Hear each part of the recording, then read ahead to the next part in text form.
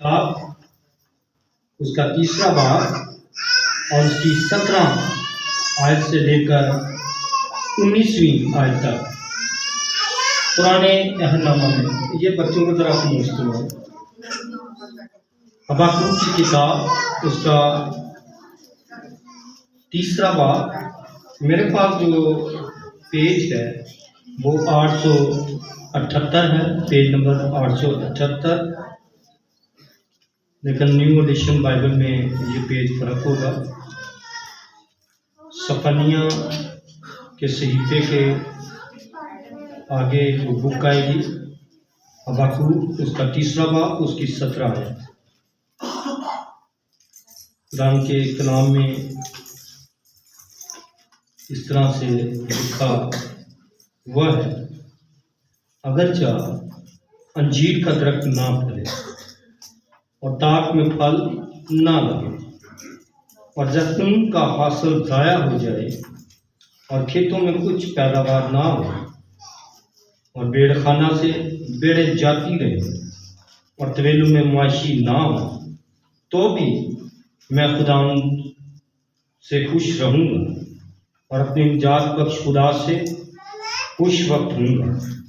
خدا میری توانائی ہے، وہ میرے پاؤں ہرنیکے سے بنا دیتا ہے اور مجھے میری اونچی جگہوں میں چلاتا ہے، میر ہونے کے لیے میرے تاردار سازوں کے ساتھ۔ قرآن کے کلام کی برکت آپ سب کے ساتھ ہو۔ میں پادری صاحب کا بے حد مشکور ہوں۔ پادری شراز شہزاد، ان کے والد ملکہ چرچ میں کئی سالوں سے ایلڈر ہیں، خدمت کر رہے ہیں اور یہ اپنی فیملی میں اکلوتے ہیں۔ بچوں میں، بڑے بچوں میں یہ خدا نے ایلڈر شہزاد صاحب کو ایک ہی بیٹا دیا اور انہوں نے خدمت کے لیے گجرانوالہ سیمنری میں 2002 میں ان کو بھیج دیا۔ ہم خدا کے شکر گزار ہیں کہ انہوں نے تعلیمی طور پر اگر میں بات کروں تو کسی معیار سے کم نہیں ہے، ڈبل ایم اے کی ہے، لیکن پھر بھی وہ خدمت میں دن رات مصروف ہیں۔ آج کل رائمنڈ میں خدا کی خدمت سر انجام دے رہے ہیں۔ اور اگر صحافت کی بات کریں تو صحافت کی دنیا میں اپنا میگزین چلاتے ہیں جس کا نام ہے ربان۔ وہاں پر کالم لکھتے ہیں مختلف مسیحی حلقوں کی جو خبریں ہیں اہم، ان کو تحریر کرتے ہیں، اور اس کے پیچھے جو خاص مقصد ہے وہ ہے مسیحی قوم کو باشعور کرنا۔ تو یہ چند باتیں تھیں جو میرے نزدیک ہیں، میں ان کی ذات کے تعلق سے بتانا چاہتا تھا۔ اب وقت ہے کہ ہم ان سے خدا کے کلام کی باتیں سنیں۔ آپ کی بھرپور تعلیموں میں میں دعوت دوں گا۔ عزت نام پادری شراز سے بات کریں۔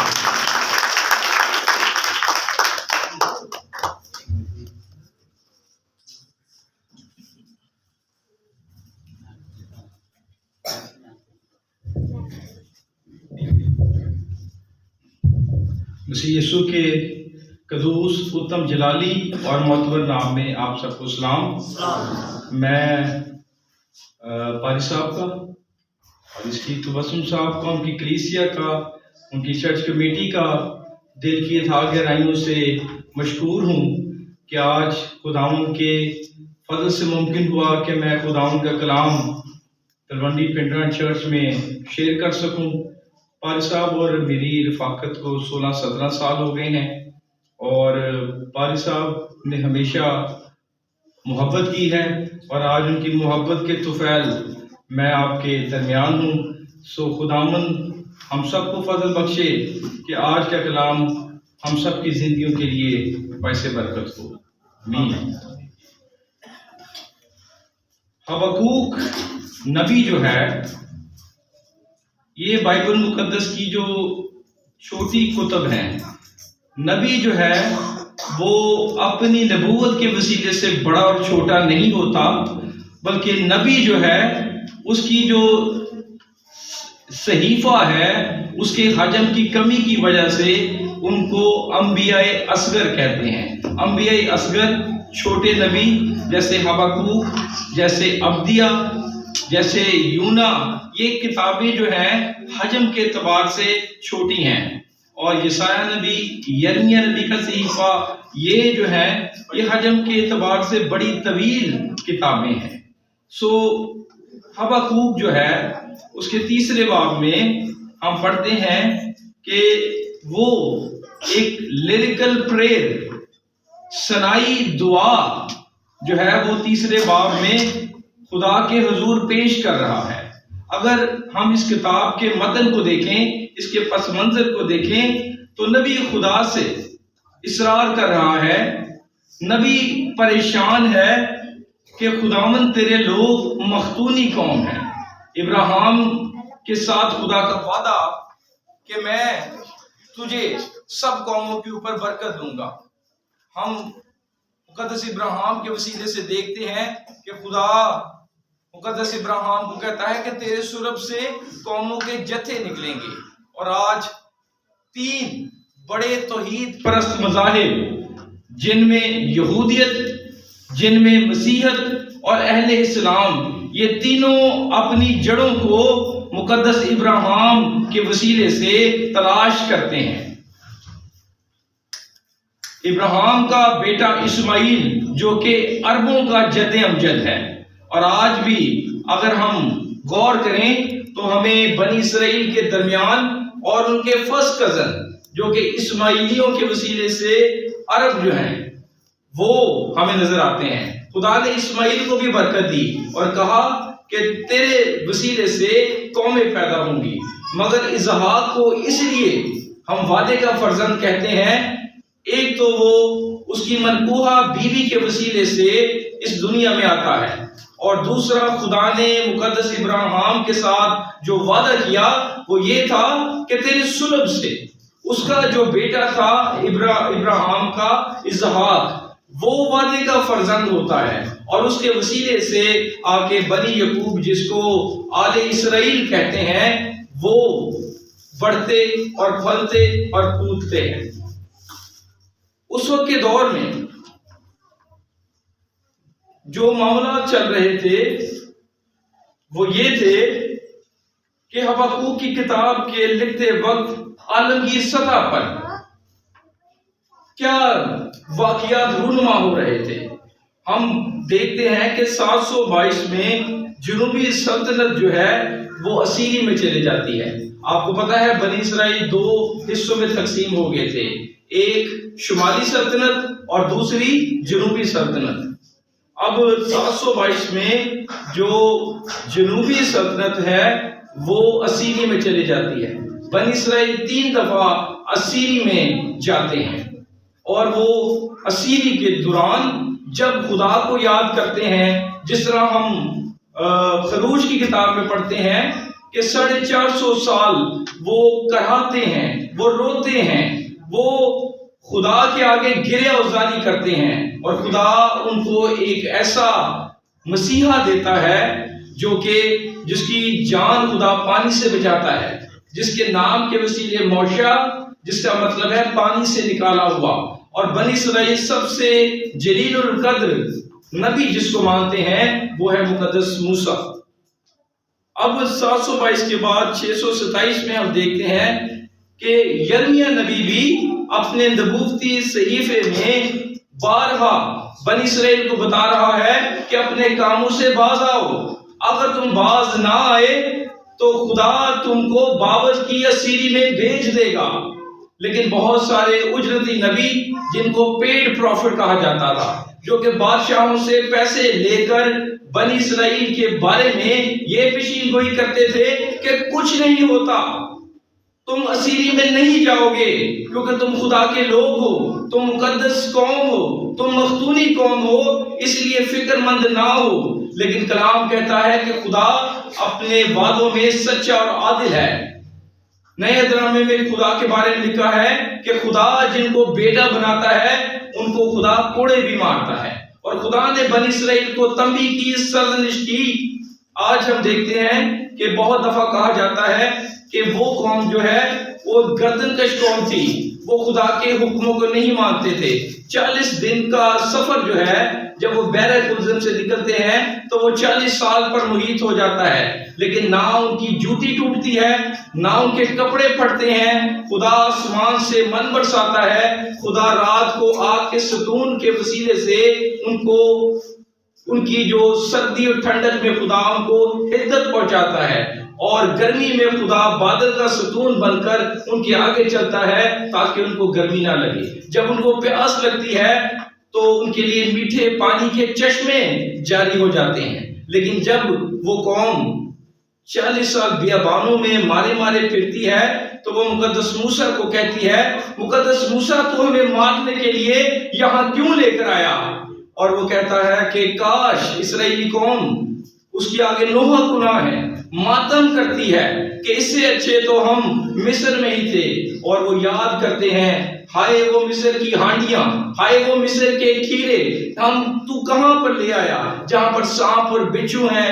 تو کیوں ہمیں ان قوموں کے درمیان لے کر آیا جو کہ بنی اناک ہیں، جو کہ جبار ہیں، جو کہ دیو ہیکل قومیں ہیں؟ لیکن خدا اپنے وعدے کے مطابق ان سے کئی گنا طاقتور قومیں جو کہ بہت قداور لوگ تھے، خدا نے ان کو ان کے درمیان سے دور کیا، اور خدا نے کہا کہ میں تمہیں ایسی سرزمین دوں گا جو کہ وعدے کی سرزمین ہے، جہاں پر دودھ اور شہد کی ندیاں بہیں گی، یعنی کہ وہاں پر زرخیز زمین ہوگی، وہ تاکستان اگائیں گے، وہ باغ لگائیں گے، وہ میک کشید کریں گے، اور ہر طرح کی مالی فراوانی کے ساتھ ساتھ ان کو فصلیں اور اجناس کی وافر مقدار ملے گی۔ لیکن حبقوق کی کتاب میں ہم نبوکد نظر کے اس بیان کو بھی پڑھتے ہیں جبکہ یہودا کا پہلا اسیری دور جو ہے وہ 605 عیسوی میں گزرتا ہے، دوسرا اسیری دور 597 عیسوی میں گزرتا ہے۔ اب یسایہ جو ہے، یسایہ 26واں باب اس کی 3 سے 4 آیت میں خدا کا بندہ یسایہ نبی جو کہ شہزادہ تھا، وہ بنی اسرائیل کو بتاتا ہے کہ جب تم خداوند پر توکل کرو گے تو خدا تمہیں چھڑائے گا، خدا کا بڑا بازو تمہارے لیے کھڑا ہوگا۔ اور اگر ہم 1967 میں اب بھی اس وقت اسرائیل دشمنوں کے درمیان گھرا ہوا ہے، 1967 میں عرب اور اسرائیل کی وار ہوئی، جس میں مصر، اردن اور دوسرے جو ممالک تھے وہ اسرائیل کے خلاف مورچہ باندھ کے کھڑے ہو جاتے ہیں۔ لیکن ہم اس کو دیکھتے ہیں کہ ایک چھوٹی سی قوم، اس کے بارے میں لکھا ہے کہ ڈائسپورا، جب وہ بابلی اسیری میں گئے تو وہ تتر بتر ہو گئے، اور آج بھی وہ پوری دنیا میں تتر بتر ہیں۔ لیکن 14 مئی 1948 کو بنی اسرائیل، ایک چھوٹا سا ملک جو کہ لاہور جتنا ہے، وہ دنیا کے نقشے پر ظاہر ہوتا ہے، اور دیکھتے ہی دیکھتے وہ پوری دنیا پر چھا گئے۔ کہتے ہیں کہ اسرائیل کے ساتھ جو بحر مردار ہے، جس کو ڈیڈ سی کہتے ہیں، جو کہ انتہائی، وہ جو سمندر کا پانی ہے بحر مردار، وہ انتہائی نمکین ہے، اور جب کوئی اس پانی کے اوپر لیٹے تو وہ ڈوبتا نہیں بلکہ پانی کے اوپر وہ تیرتا رہتا ہے، کیونکہ وہ ہلکا پانی ہے۔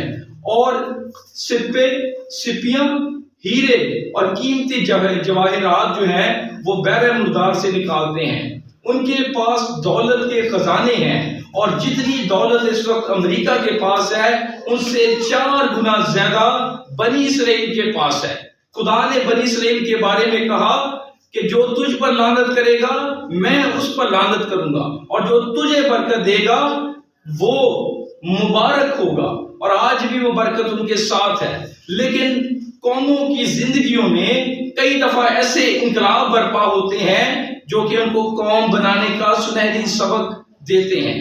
اگر آج ہم پاکستان میں دیکھیں تو مسیحی جو ہیں وہ سیاسی طور پر بھی یتیم ہیں، وہ سماجی طور پر بھی یتیم ہیں۔ ہمارے دلوں میں ابھی تک جڑا والے کا زخم تازہ ہے۔ سانحہ بامنی والا ہمیں یاد ہے، قصور کا وہ واقعہ جس میں شداد اور شمع جو کہ 6 ماہ کی حاملہ تھی اس کو زندہ بھٹی کے اندر جلا دیا گیا۔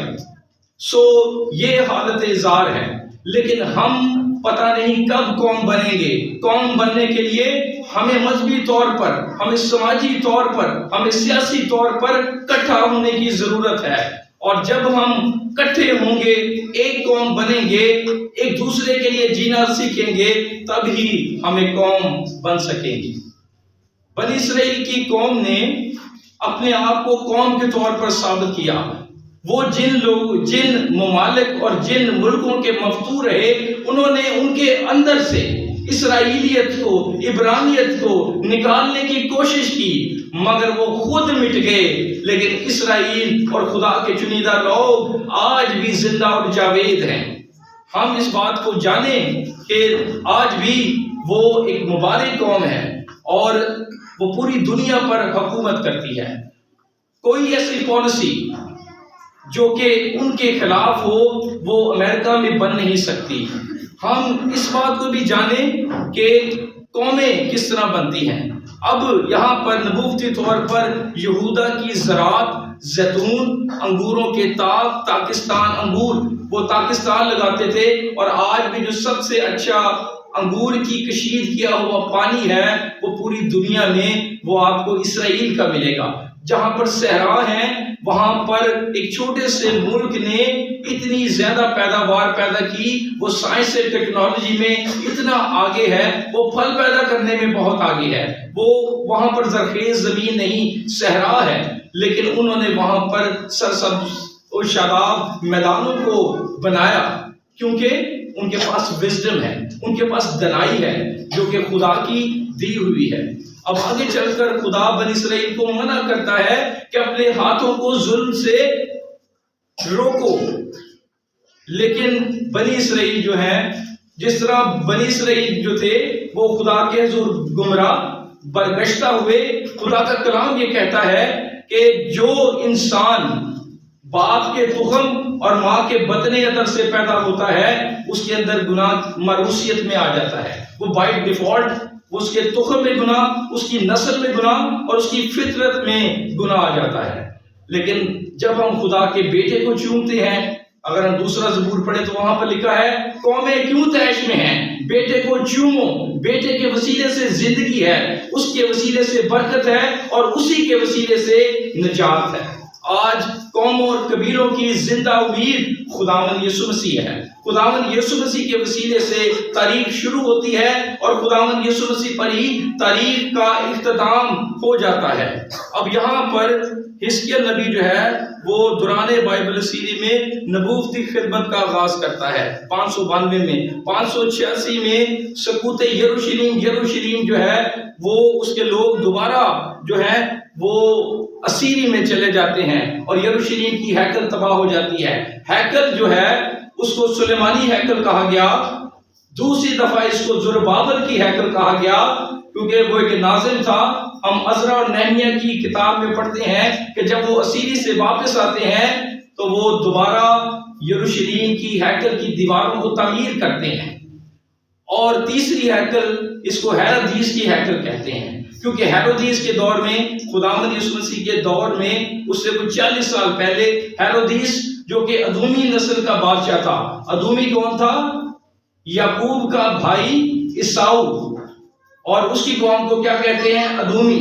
ادومی جو تھے وہ بھی بنی اسرائیل سے نفرت کرتے تھے، اور ہیرودیس ادومی النسل کا تھا، اس لیے یہودی اس کو بطور بادشاہ قبول نہیں کرتے تھے، لیکن رومیوں نے جبرن ان کے اوپر اس کو مسلط کیا ہوا تھا۔ یہ وہ حالات تھے کہ جب یروشلیم جو تھا وہ پریشان تھا، وہ قوموں میں گھرا ہوا تھا، وہ دکھ میں تھے، وہ آہوں اور سسکیوں میں خدا کو یاد کر رہے تھے، تو خدا ان کو کہتا ہے کہ تم کیوں توبہ نہیں کرتے؟ کلام کہتا ہے کہ جب ہم توبہ کرتے ہیں تب خدا ہمیں بحال کرتا ہے، اور بحالی جو ہے وہ خداوند کی طرف سے آتی ہے۔ اور یہاں پر حبقوق خدا کا بندہ ہو کر ان کو یہ سنہری سبق دیتا ہے۔ ہم اگر تیسرا باب پڑھیں تو وہاں پر وہ کہتا ہے جو کٹھے ہو کر ہم پر حملہ کرتے ہیں ہمیں ان سے نہیں ڈرنا چاہیے۔ وہ ایک زندہ امید کی بات کرتا ہے، وہ ایک خوشی کی بات کرتا ہے، اور خوشی کس کے ساتھ جڑی ہے؟ اطمینان کے ساتھ۔ آج ہماری زندگیوں میں اطمینان کیوں نہیں؟ اگر ہماری بہنیں، میں پاری صاحب کے گیا، وہ آج بھی چولہوں پر، اور آج سے 40 سال پہلے، 60 سال پہلے جس طرح زندگی گزاری جاتی تھی، آج بھی زندگی گزارتے ہیں۔ لیکن آج ہماری زندگیوں میں بڑا مقابلہ آ گیا ہے۔ اگر ہمارے پاس وہ 2 چولہے ہیں جن کے اوپر آگ جلتی ہے، تو ہماری کوشش ہوتی ہے کہ ہمارے گھر میں مائکرو ویو اوون آ جائے۔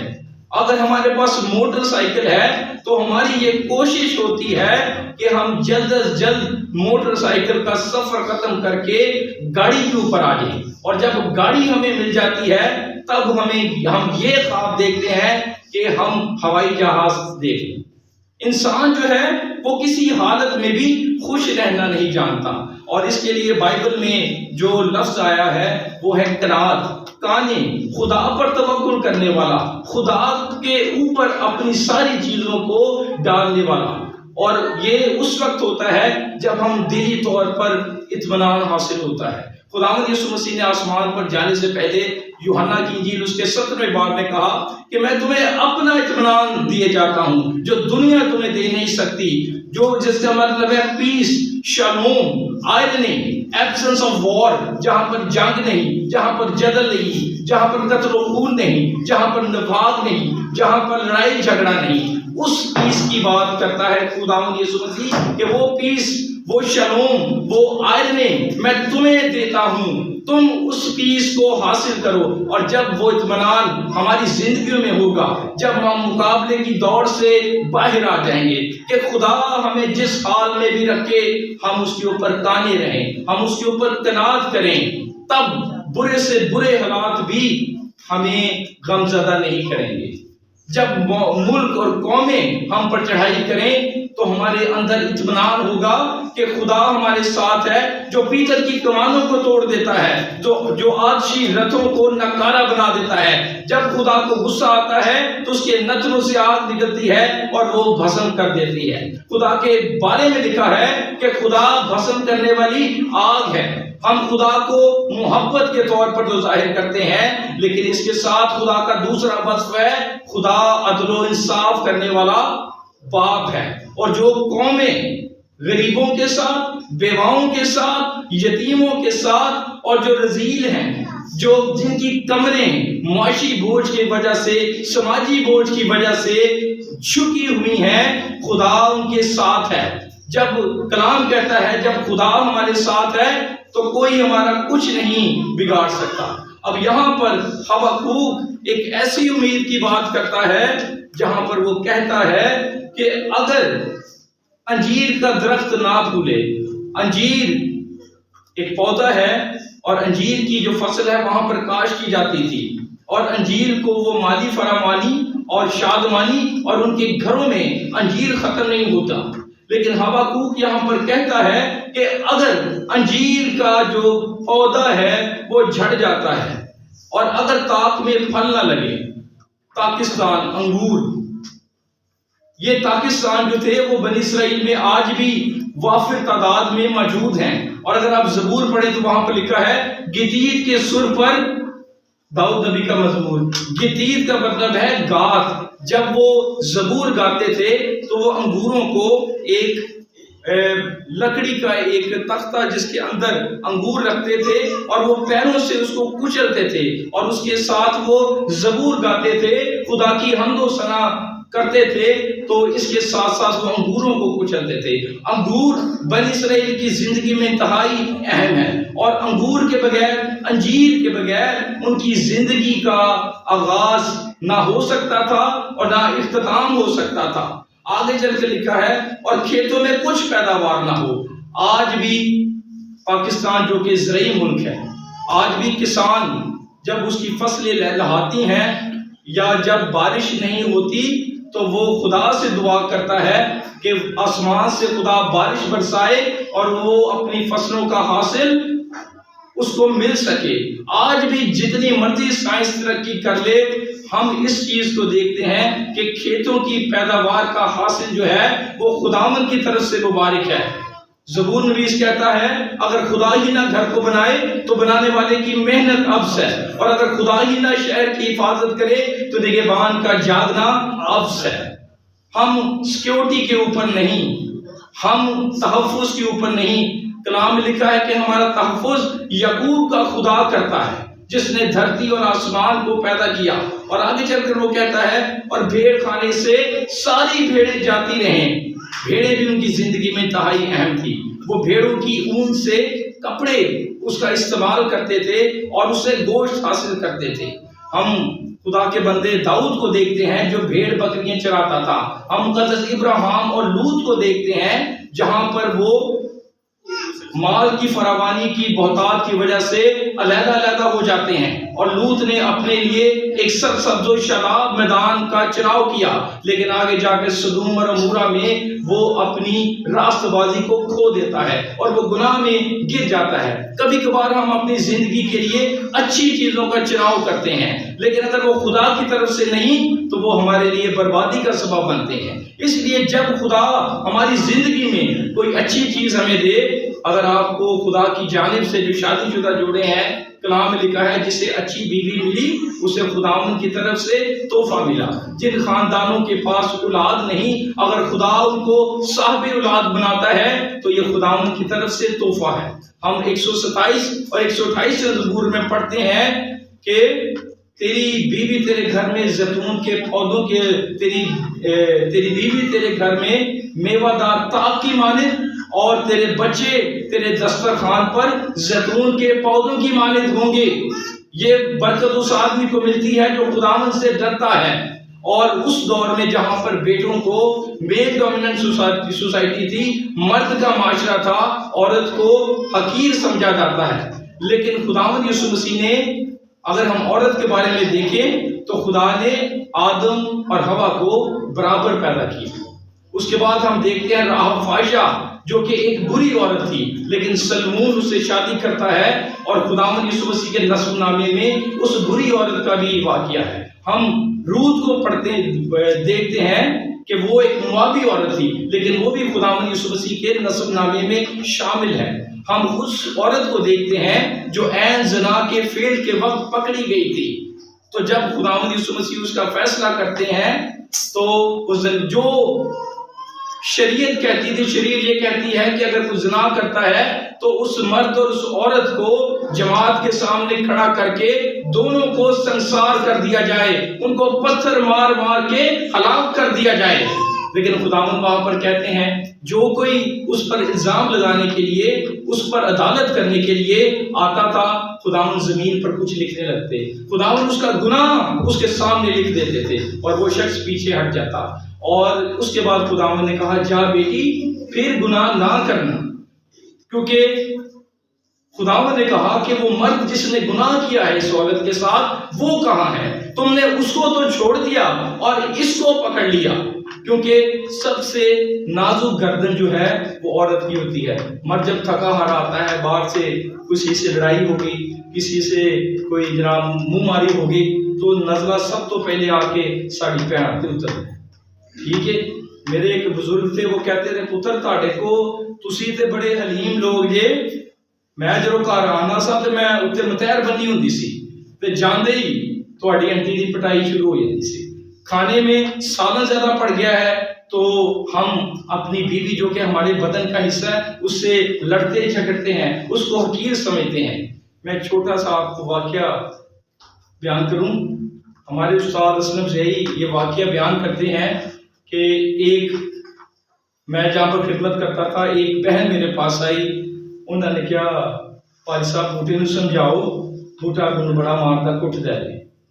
بھائی صاحب نے کیا بھن جی آن کے میں بوٹے کو پوچھ لینا، اگے وہ جانڈے سن بھائی صاحب تے وہ بوٹا ہی ٹکر گیا۔ اب اس کے لیے آپ کو یہ سمجھنا ضروری ہے کہ پولس رسول کہتا ہے کہ جب مرد اور عورت شادی کے بندھن میں بنتے ہیں تو وہ ایک بدن ہوتے ہیں، وہ دونوں ایک ہیں، وہ دو نہیں۔ تو اسی چیز کو بوٹا صاحب نے پاری صاحب کو بتایا۔ پاری صاحب نے کہا بوٹے کیوں اپنی بوڑھی نو مارنا ہے؟ تے بوٹا کہندا ہے، بھائی صاحب خدا دے کلام وچ لکھیا، پلوس کہندا ہے میں روز اپنے جسم کو، اپنے بدن کو مارتا اور کوٹتا ہوں. میری بیوی میرا بدن ہے، اگر میں انہوں مارنا کوٹنا وا تے کی برا کرنا. یہ غلط باتیں ہیں. ہم اپنے بدن کو نہیں، اپنے ساتھی کو ظلم کرتے ہیں. یہ ہراسمنٹ ہے. اب خدا کا کلام یہ کہتا ہے کہ خداوند یسوع مسیح کی نجات میں عورتیں بھی شامل ہیں، بچے بھی شامل ہیں. اب ان ساری باتوں سے خداوند یہ کہتا ہے کہ اگر طویلوں میں سے سارے مویشی جاتے رہیں تو بھی میں خداوند سے خوش رہوں گا اور اپنی نجات بخش خداوند سے خوش وقت رہوں گا. جب خداوند یسوع مسیح آئے کہاں پر، جہاں پر نعرے لگ رہے ہیں، وہ کون سا تہوار ہوتا ہے؟ ایسٹر سے ایک ہفتہ پہلے آتا ہے، پام سنڈے. لوگ کیا کہہ رہے تھے؟ ہیلیلویا. یہ 118ویں زبور کا ہے، ہیلیلویا. اب اے خداوند بچا، اے یہوہ اب ہمیں نجات دے. خداوند ہماری نجات کا سینگ ہے. خداوند ہماری نجات کو اپنے بیٹے کے وسیلے سے پورا کرتا ہے. جس کے پاس بیٹا ہے اس کے پاس زندگی ہے، جس کے پاس بیٹا نہیں اس کے پاس زندگی بھی نہیں. سو یہاں پر حبقوق یہ کہتا ہے اگر تاکوں کا سارا انگور جھڑ جائے، اگر زیتون کا سارا حاصل ضائع ہو جائے، اگر کھیتوں میں کچھ بھی پیدا نہ ہو، اگر بھیڑ خانے سے ساری بھیڑیں جاتی رہیں، جہاں پر مکمل تباہی ہے، جہاں پر کوئی خوشی کی حالت نہیں، جہاں پر انسان دکھ میں ہے، اذیت میں ہے. ہم ایوب کو دیکھتے ہیں کہ ایوب کا سب کچھ چھن گیا اور اس کی بیوی کہتی ہے کہ اب اس ٹھیکرے سے اپنے زخموں کو صاف کر. تیرا سب کچھ ختم ہو گیا، تیری دولت جاتی رہی، تیری عزت جاتی رہی، تیرے جسم پر زخم اور داغ ہیں. کوئی تجھ پر ترس کی نظر سے تجھے دیکھتا ہے، کوئی تجھے دیکھنا نہیں چاہتا. اب یہ کام کر، خدا کی تکفیر کر، خدا پر لعنت کر اور مر جا. وہاں پر خدا کا بندہ ایوب خوش وقتی کی بات کو کہتا ہے، کیا ہم خدا سے سکھ پائیں اور دکھ نہ پائیں؟ آج جب ہمارے اوپر دکھ آتے ہیں، آج جب ہم پر ظلم و ستم کے پہاڑ ٹوٹتے ہیں تو ہم یہ کہتے ہیں ربا اس ساڑے نہیں کیوں، اس ساڑی زندگی دے وچ کیوں دکھ ہونے.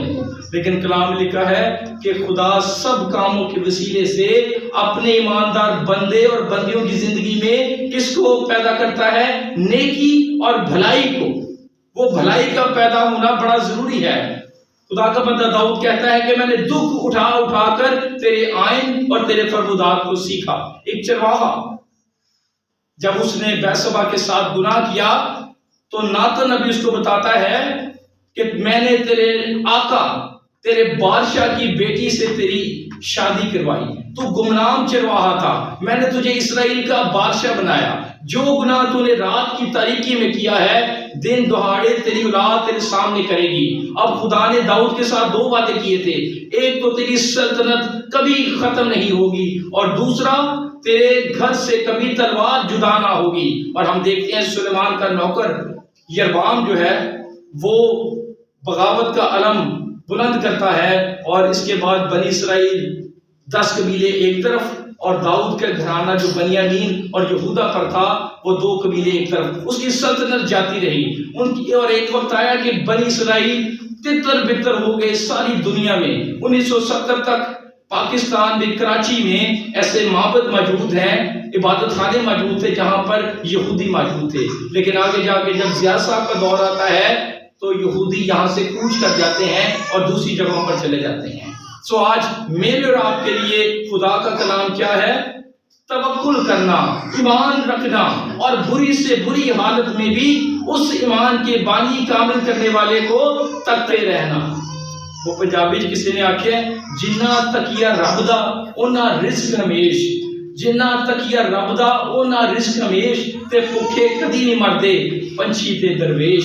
ہمیں یاد رکھنا چاہیے کہ اگر بھیڑ خانے سے ساری بھیڑیں جاتی رہیں، اگر طویلے سے سارے مویشی جاتے رہیں اور تاکوں میں پھل جو ہے وہ جھڑ جاتا ہے، انجیر کا درخت نہیں پھولتا اور زیتون کا حاصل ضائع ہو جاتا ہے، تو بھی ہمیں خداوند میں خوش رہنا چاہیے اور ہر وقت خوش رہنا چاہیے. اور خوشی کا تعلق اطمینان سے ہے. جب ہم جس حالت میں بھی خدا ہمیں رکھے بے اطمینانی کو اپنی زندگی سے دور کریں. بہت دفعہ ہم سمجھتے ہیں کہ جو دوسرا شخص ہے وہ ہم سے بہت اچھا ہے، لیکن وہ پتہ نہیں کتنے دکھ میں ہے، وہ کتنی اذیت میں ہے، ٹھیک ہے؟ اس لیے اپنی حالت پر کبھی بڑبڑائیں نہ، کبھی خدا سے گلہ اور شکوہ نہ کریں۔ بہت ساری اولاد ہوتی ہے، وہ اپنے ماں باپ کو کہتی ہے تسی ساڈے لیے کیتا کی ہے۔ اسی طرح خدا جو ہمارا باپ ہے، وہ ملاکی کی کتاب میں کہتا ہے اگر میں باپ ہوں تو میری عزت کہاں ہے؟ سو آج ضرورت ہے کہ باپ کی عزت کریں، تکریم کریں، کیونکہ وہی قوموں اور قبیلوں کی زندہ امید ہے۔ اور آج ملک پاکستان میں جس طرح کے بھی حالات ہو جائیں، ہمیں کہ ہمارے ساتھ جو کچھ بھی کیا جائے، لیکن خداوند ہماری روحوں کو، ہماری بدنوں کو اور ہمارے ضمیروں کو خدا نجات دے گا، کیونکہ نجات خداوند یسوع مسیح کے وسیلے سے ہے۔ کئی دفعہ ہمارے استواگی بھائی، خمسینی بھائی یہ کہتے ہیں کہ میں نے سن 1985 میں خداوند یسوع مسیح کو قبول کیا۔ میں آپ سے یہ نہیں کہتا کہ آپ فلانے سن میں خداوند کو قبول کریں، مگر آج توبہ اور بحالی کا دن ہے۔ خداوند چاہتا ہے کہ ہم نجات کی مشق کو روز اپنی زندگی میں کریں۔ ہمیں روز خداوند یسوع مسیح کی صلیب کے نیچے آنے کی ضرورت ہے، اور کلام میں کیا لکھا ہے؟ اس ایمان کے بانی کامل کرنے والے یسوع کو تکتے رہو۔ اس کو تکتے رہنے کے وسیلے سے ہم نجات پائیں گے۔ ہم نجات پا رہے ہیں اور ہم نجات پا چکے ہیں۔ نجات ایک آن گوئنگ پروسیس ہے، اور وہاں پر کیا لکھا ہے؟ اور اپنے نجات بخش خدا سے خوش وقت رہو۔ خدا ہماری توانائی ہے، وہ میرے پاؤں ہر نیکے سے بنا دیتا ہے، وہ مجھے اونچی جگہوں پر بٹھاتا ہے۔ خدا جو ہے وہی ہمیں بادشاہ اور عمراؤں کے ساتھ بٹھاتا ہے، وہی ہمیں سرفرازی بخشتا ہے، وہی ہمیں عزت، دولت، شہرت اور سب کچھ دینے کی قدرت اور قوت رکھتا ہے۔ غیر معبودوں کے آگے نہ جھکیں، ادھر ادھر اپنے آپ کو مت ایگزاسٹ کریں، اس کے صلیب کے نیچے آ جائیں۔ فراوانی برکت آپ کے پاس ہوگی اور خدا کا اطمینان آپ کی زندگی میں کام کرے گا۔ سو آج میں خدا کا خادم ہوتے ہوئے قاری صاحب کے ساتھ مل کر آپ کے سامنے یہی خیال رکھنا چاہتا ہوں کہ خوش رہیں، خداوند میں خوش رہیں، چاہے آپ کے پاس خوشی کے کوئی بھی عنصر آپ کی زندگی میں موجود نہیں، بیماری ہے، تندرستی ہے، پیسے کی فراوانی نہیں، آپ طرح طرح کی مصیبتوں میں کھڑے ہیں، لیکن پھر اپنی آنکھیں آسمان کے خدا کی طرف لگائیں، وہ آپ کو خوش رکھے گا، وہ آپ کو اطمینان بخشے گا، اور وہی اطمینان خداوند مجھے اور آپ کو دیتا ہے۔ خدا ہی ہمیں بحال کرتا ہے۔ سو آئیے ہم خدا کے لوگ ہوتے ہوئے اس کی نجات اور اس کی بحالی کا تجربہ اپنی زندگی میں کریں۔ آج خداوند کو ایکسپلور کریں، خداوند پر اپنی ساری مشکلیں ڈال دیں، کیونکہ خداوند نے کہا مجھ سے سیکھو کیونکہ میں دل کا حلیم اور فروتن ہوں۔ ہمیں بھی خدا حلیم اور فروتنی بخشے، خوش بختی بخشے، اطمینان بخشے اور اپنی فرمانبرداری کرنے کی توفیق بخشے۔ خداوند مجھے اور آپ کو آج اس کلام کے وسیلے سے بڑی برکت بخشے۔